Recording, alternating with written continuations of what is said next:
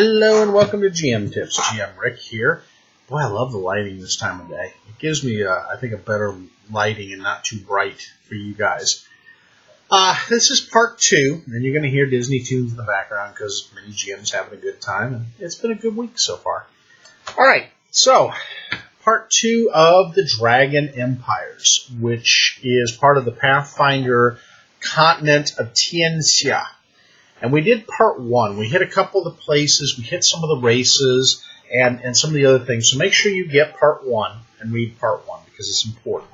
You can still pick up the primer in a lot of places. So if you got a half-price books next to you or a used game store, take a look there. You can definitely get the PDF online. And the PDFs on the older material from Paizo are pretty inexpensive. So let's talk about a couple more areas. Now, again, as you can see, the Dragon Empire is quite large. It has a lot of places. And some of the places I've spoken about. Remember I spoke about Goka. Let's see if I see where Goka is on here. There it is, Goka. You'll see some of the different places. Now, the Wall of Heaven, Goka is the entrance. That's kind of the cut through where it comes all through. Otherwise, there's a natural barrier of mountains that don't let you in the northern part. So, we're going to look at a couple other places. Again, I could spend probably as long as I spent with the other continent. The unfortunate thing is the material is kind of thin because I think they wanted to revisit it, but only if people were really interested. And unfortunately, there's been some interest, but not as much, I think, on the selling of the material as they'd like. So let's look at some places that are really important to have your players play if you want to play in these places. I like Huangat. Huangat is an empire. Let me show you where Huangat is, and I've ran my players through Huangat. There's Huangat down there, just below Mingkai and Quanlai and Tianjing and Bukhan. And basically, why do I like that? That area is their version of Korea and the Korean Empire. And it is a peaceful nation. It really has a lot of peace and tranquility in it. And the flowers mark that. Now, can they battle? Of course they can. But the queen there really focused on, let's make this a peaceful nation. You've got the Huan and the Tians there, so the Tian Huan are mostly there. There are Tian Dans and Detangs and Shus that are also in the area, but it's mainly Huans. And keep that in mind. Now, there are Kitsune Tengus as well. They are Desna worshippers, so worshiper of the Lady of the Moon. And Haifeng, Kofusaki, Shellen, and Sun Wukong. So, they're a peaceful nation, an artist nation. And there's a lot of places in it. If you take a look around it, there is Po Li and the Changlao jungle. So there's some places that you can really adventure. And Detang Ma is across from it. So the Detangs, remember, I told you, are more like the Burmese and the Thai people. That's that area. It's almost their version of how East Asia would look on this world. And it's very jungle. And I love the jungles because there's a lot of reptiles and there's a lot of dinosaurs, dragons, and other things that you normally wouldn't find in the northern climes. There are, of course, you could probably run into the Nagaji down there some because Nagas like the warmer weather in most cases. So you might find some of those there. But they have been largely pacifistic, though the Bukhans to the north want to come down and mess with them. They're a nation surrounded by conflict. And the queen of Huangat is Queen Hyun Yun Suk. And she is this very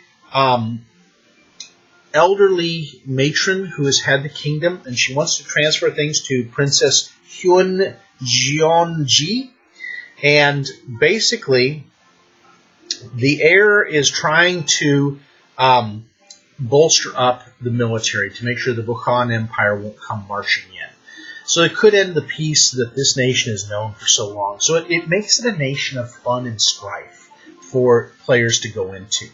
But the people are very artistic and very craftsman-oriented, so as a place to go to find some rare crafted items and rare weapons and maybe some other things like rod, staffs, wands, and other types of magic items, this would be an area I would go. The capital, Hyeseong, is about 151,000, so it rivals some other ones, but it's not as big as Goku. Goku, of course, is always the biggest of the nation, but it's fairly large. And so for a place to go, my players went there and did some actual trade when they were doing the Carrying Crown stuff. So I really liked it. Now, mind you, this thing, I've got Pathfinder in it. D&D 5 years, 4 years, and 3 5-ers, this is an easy kingdom to adapt in, as is the whole world of Golarion. 3-5, it's really easy to adapt in. If you want to go to 4 and 5, 4, of course, has its nuances. A little tougher, I think, to adapt there than it is to 5e. But I think it's well worth doing. And I think the flavors and what they've given this continent, your players can easily move around and have a lot of adventures. And you can be pretty creative as a GM in doing your own home brews. And just the conflicts and the strifes that go on for this. Now, mind you, I'll make a man out of you. That perfect. The Mulan soundtrack is perfect for this friggin' thing that I'm doing today. So keep that in mind. Now, I love the displaced nation of the elves, Janine. Janine is really pretty friggin' cool. You've got an elven empire that is here. So, nicely done, guys. And you can have basically the Janine almost looking as an Asian style of elf. Janine is right here at the top. It is right. You can see where Goku is. There's Janine right there. So you have to go across some empires of Shagwang and Kaoling or Ling Shen to get to it. But it's worth getting to, and it's a forestial empire. So I love that. It is primarily a forested empire, which contains elves. Also among the elves are half-elves, Samsarans, Taldans. Surprisingly, there's some Taldans there. And Tian Mins. And again, Shelin and Desna are the two western deities that are there. Huizhong, Shizuru, and Sukyu. Well, I'm going to be bad with my Japanese. God, those of you that are Japanese, I apologize. And those of you from Asia, I try my best to give the inflections and pronounce correctly, but I am a Western gaijin to the nth degree, and I am sorry I mutilate your language, but I do love it. It's a beautiful language. But again, it's perilous because the Darklands are trying to do their little incursions into there. Now, an Elven Oracle, Tian Xia, kind of marched here to lead the elves here for safety's sake. And there's Mithril here as well. So there are some massive stone towers and the Mithril and crystals that are in the area. So it makes it an interesting nation compared to Keonan and the elves. You understand, the elves are spread around Golarion in interesting ways. There's a lot of enclaves that are out there outside of it. Like Variscia has its own elven enclave. Of course, there's ones probably in the River Kingdoms, as well as in some of the ones like near Mathis. Keonan really is the jewel of the North when it comes to these nations, so a lot of emphasis is put on it. Jinin is like this over here, or Jinim. This is the Keonan version of Asia over here. And so I like it. It gives it that everything doesn't have to go back to Keonan in that side of the world, that the elves are spread out, and they do have influence. And they are influenced by their local cultures in that area. And I think with the Asian empires, there's a level of respect for elves that isn't in the West, necessarily with Avestan. Now, Garen, a different animal. Garen has much more of a respect sometimes for elves. Now, I will say this. The Avastanis in the Mwangi in the south do not, with the Akuje and the Elige. So I think this is probably a more prominent and respected nation. It is a nation of law and good, which is oddity for elves, but it is. It's law and good. So keep that in mind. Now, remember I mentioned Cowling, which is near it. Cowling is another one that's very interesting. It is a brutal hobgoblin, lawful evil, fascist empire. So, for those of you that like the hobgoblins and want a nation of hobgoblins, this is it. And not just hobgoblins, mind you. Hobgoblin samurai. They have the martial code of Japan.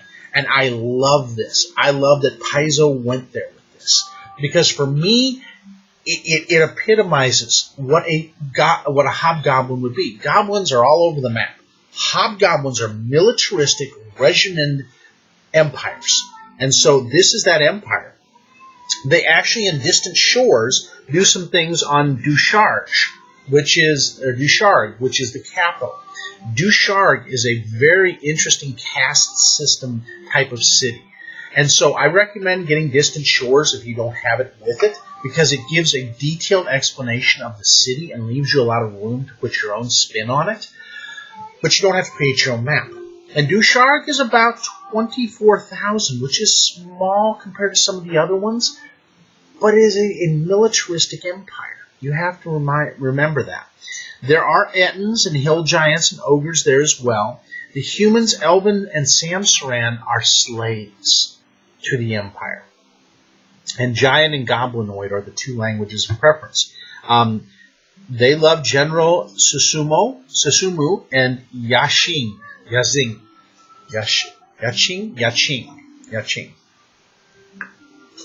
as deities. And these deities are explained in the Inner Sea Gods and Goddesses, so don't worry.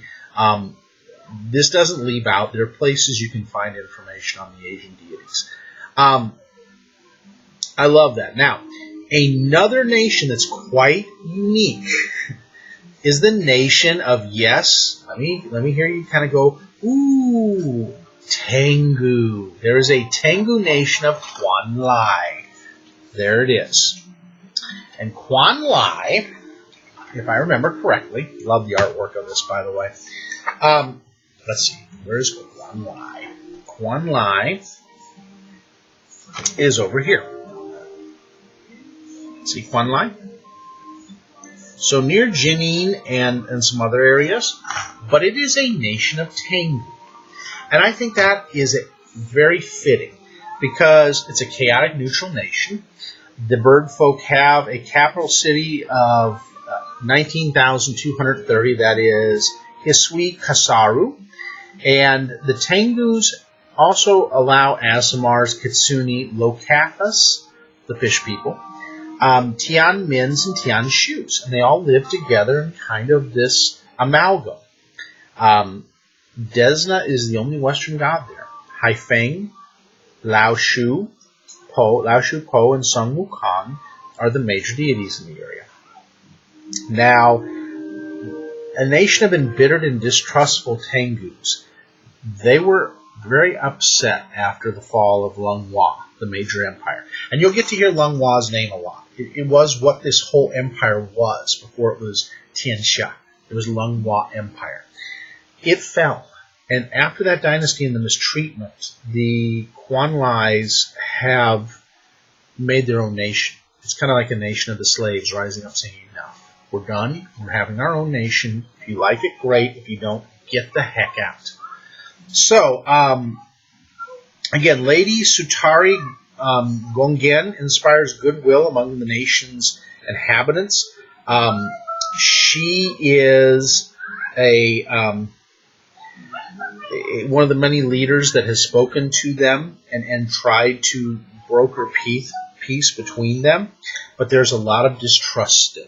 So mind you, you're going to have distrust with Tengus. They do not like the humanoid races just simply because they're bitter slaves for so long. So, that's one of those things that I won't even go into the things, but you know where I'm going with this. So it's a nation that's going to be kind of interesting. If you come in with humans or other humanoid races, they're going to be very distrustful, especially if hobgoblins and goblins, they are not going to trust you. Now, if you're Kitsune, if you're an Aasimar, if you are one of the fish folks, or one of the Tiens, possible. Because the Mins weren't as horrific to them, the Shoes especially.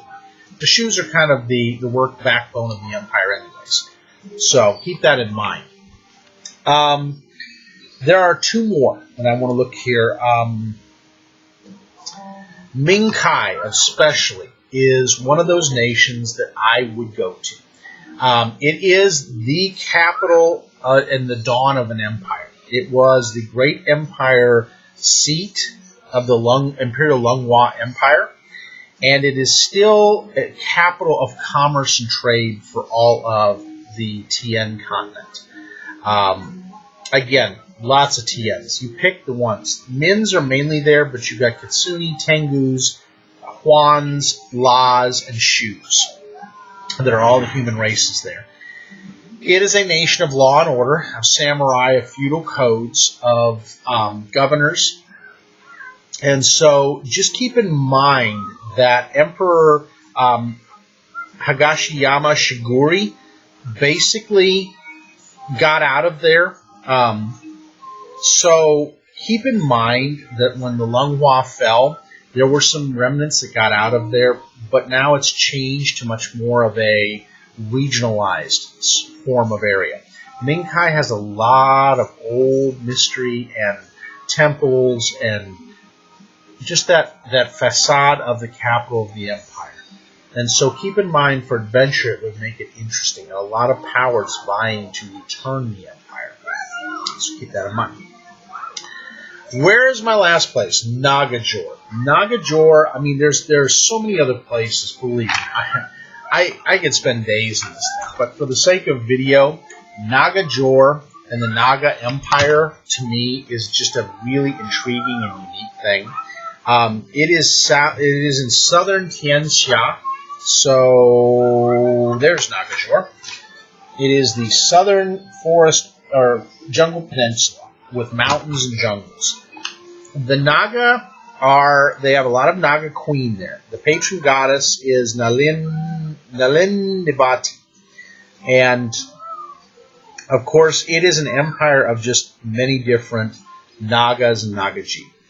There are humans here, but not many. The capital is amazing. Zomkulan, the capital, is a capital of 78,620. The majority of them being Naga and Nagaji. Now, you want to talk about an empire of serpents. That is an empire of serpents. It is a neutral empire, which is kind of nice. They are distrustful of humans to a certain part. It is a very hot, soupy, humid environment. It is the worst of conditions. So I would say going in, you're going to have, like with the Mwangi Expanse, stuff to protect you. However, if you want to learn about the Nagas and their culture and how civilized they can be, this is Mecca for them. Keep that in mind. Now, some other ones as a side passing, and I'll mention these as the places for you to go look at. Of course, Poli is the spiritual stronghold of the empire. It was where the temples and the different gods and goddesses were and the spirituality. It's a very Tiangshu area with the common folks. Qian is the land of 1,000 heroes. So there was a lot of the heroes and martial arts schools that were there and put in that area. So it's another area. It's lawful neutral. A lot of lawful neutrals. So keep that in mind. Now, Shagong, which is the big desert, has no capital. It is a desert area, and the Tian Las, the horse lords, kind of ride through it. There's a lot of desert races and elemental races in that area. So keep that in mind. Shenmen, now, the cursed land of spiders. Yin Sichasi, which is a small capital of 4,900, kind of has it. There's evil fae here, Joragumos, Weyangs, monsters, and some Tianshus who are able to brave it. but it is like the monster. It is the Spider Monster Empire. One other one, and there are many others. Believe me, the Wall of Heavens, Tian Xia, Shikoru, Valashmi Jungle. Here be monsters. I love this thing. Here be monsters. I don't think it gets any more drawing than that. You say, here be monsters, I be there. This is a stronghold of Lamashtu in this area. And you got catfolks, Grippleys, little lizard folk, zills, degenerate humanoids, and monsters. It is a nasty little brewing jungle of just fecundity, is the best way to put it. Where's the Valashmi? I'll show you. Oh, yes, of course. Below the Naga. So it is the southern of the southern realms, and keep in mind it'll be a place to send your players, especially if they come from the other provinces, to go for adventure. It becomes the Mwangi Expanse on steroids with the monsters in there. So there is my snapshot in 2 sessions in 40 minutes of the Dragon Empire. And I know I haven't done it enough justice. But at least I've given you some areas of where to go. Now, do you understand, at the end of all these, why I like the Inner Sea campaign so much? Where do you want to go? What do you want to be? What do you want to play with? You can go to the Aslanti. They're going to do a whole adventure path on the Lost Aslantes. And just a little dive into there. They're going to do a section on the realms of conflict, like I talked about, Malthum and Ramathus. They are going to do much more when it comes to Aveston and Garand.